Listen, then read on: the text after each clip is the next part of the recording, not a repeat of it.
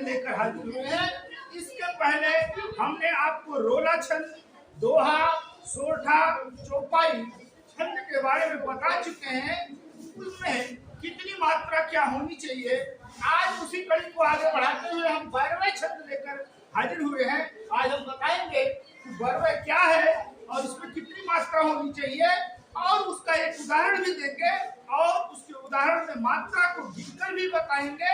तो आइए देरी ना करते हुए हम 12वें के बारे में जाने। 12वां है क्या चीज, ये कंपटीशन में बार बार पूछा गया है, हो सकता है किसी बोर्ड परीक्षा में भी पूछी जा सकती है, लेकिन आइए इसके बारे में हम विस्तृत चर्चा यहाँ पर करते हैं कि 12वां है क्या चीज। तो आइए देखते हैं 12वें की परिभाषा है कि यह एक मात्रिक अर्धसम छंद है। यहाँ पर आपको ध्यान देने की जरूरत है कि ये जो है मात्रिक अर्धसम छंद होता है, जिसके विषम चरणों में 12 और सम चरणों में 7 मात्राएं होती हैं। अर्थात हम कह सकते हैं उसकी पूरी लाइन की बात करें तो 12, 7, 19 मात्राएं आपको मिलेंगी।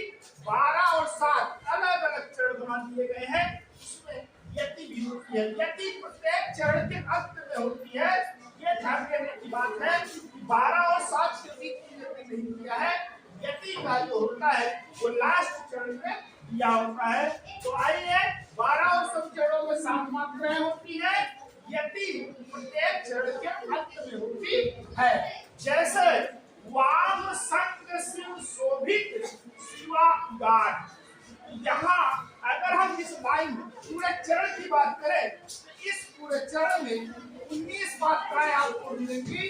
पहले वाले चरण में आपको 12 मात्रा और दूसरे वाले में 7 मात्रा आपको दिखाई देगी। तो आइए वेरीफाई करते हुए हम मात्राओं का प्रूफ करते हैं। इस छंद में इस तरीके से मात्रा लगाए गए हैं। जैसे वाह पर आ की मात्रा है, इसलिए इसको हम 2 गिनते हैं और वहाँ पर 1 मात्रा दी जाएगी, 3 मात्रा हुई, इनके 2 है। चूंकि यहाँ पर परिभाषित लगा हुआ है, निस्वार लगा हुआ है, इसलिए इसको हम 2 मात्रा गिनते हैं। तो इस 2 मात्रा हुई, 2, 1, 3, तो 5, 1, 6, 7, 8, 2, 10, ये 11 और ये 12, अर्थात यहाँ तक हमारा 12 मात्रा पूरा हो जाता है। फिर उसके आगे वाले जो चरण है 7, उसमें 7 मात्रा होगी। देखिए 1, 2, 3, 4, 2, 6, 1, 7, अर्थात इस लाइन में 7 मात्रा और इस लाइन में 12 मात्रा होती है। इसी प्रकार से जो भी आगे चरण आएंगे उसी प्रकार से आगे मात्राओं की संख्या ही रहेगी। इस प्रकार आपने यह देखा कि जो हमारा 12वां छंद है, 12वां छंद में कितने मात्रा लगाए गए हैं और कितनी मात्राएं होनी चाहिए वो यहाँ पर आपको दिखाया गया है। इसी प्रकार अगर हम गीतिका की बात करें, गीतिका भी एक प्रकार का मात्रिक छंद है। इनमें भी मात्राओं की गिनती की जाती है।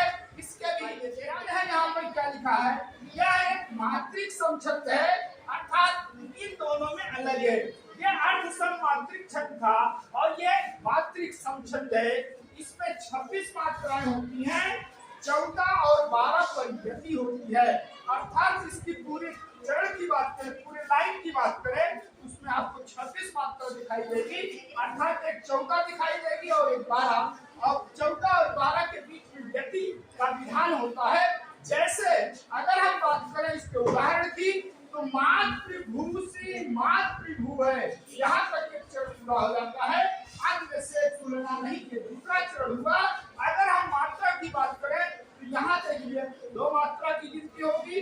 ये ता है, ता के नीचे री की मात्रा लगी है। चूंकि री की मात्रा जहाँ लगती है वहाँ एक ही मात्रा गिनी जाती है, इसलिए ये 2 और 1 3 हुआ।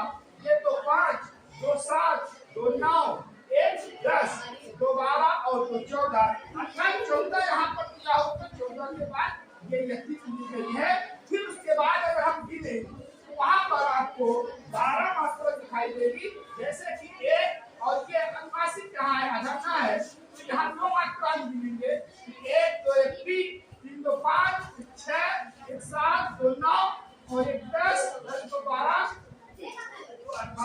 एक तरफ हमारा 12 हुआ और दूसरी तरफ 14। इस प्रकार जो हमने परिभाषा बताई आपको, उस परिभाषा की रिकॉर्डिंग जो हमने उदाहरण रखे उसको भी हमने गिन कर बताया कि वास्तव में बारहवें है क्या चीज और बारहवें के लिए क्या प्रूफ होना चाहिए।